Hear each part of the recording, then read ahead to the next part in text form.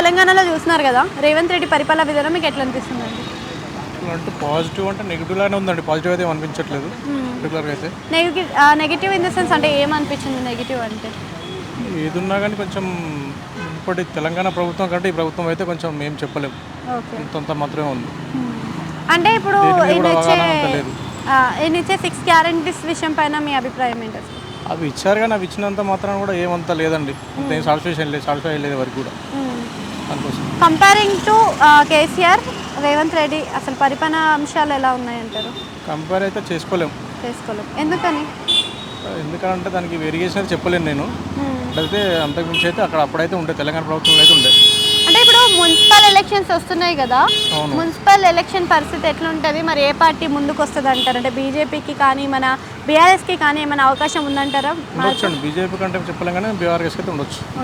కానీ బీఆర్ఎస్లో వాళ్ళ గొడవలు వాళ్ళకే సరిపోయే, తండ్రి బిడ్డ అన్న మొత్తం కొట్టుకోవడమే సరిపోతుంది. ఇంకా టైంకి వచ్చేసరికి అన్ని సెట్ అయిపోతాయండి. అన్ని సెట్ అయిపోతాయి.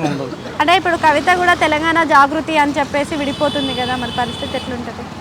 ఆ టైం వరకు చెప్పలేము. బట్ ఏంటంటే కాంగ్రెస్ మీద చూస్తే కొంచెం బెటర్. అంటే ఆంధ్ర పాలిటిక్స్ని తలపిస్తుంది జగన్ ఇంకా షర్మిల లాగా అనిపిస్తుంది అంటున్నారు తెలంగాణ కూడా. ఆంధ్రని కంపేర్ చేసుకోలేము ఇప్పుడైతే. ప్రజెంట్ అయితే ఆంధ్రలో కొంచెం బాగానే ఉందనుకోండి. మన తెలంగాణ కూడా వస్తే బాగా బెటర్ అని చెప్పేసి అనుకుంటున్నాం అలాంటి పరిపాలన.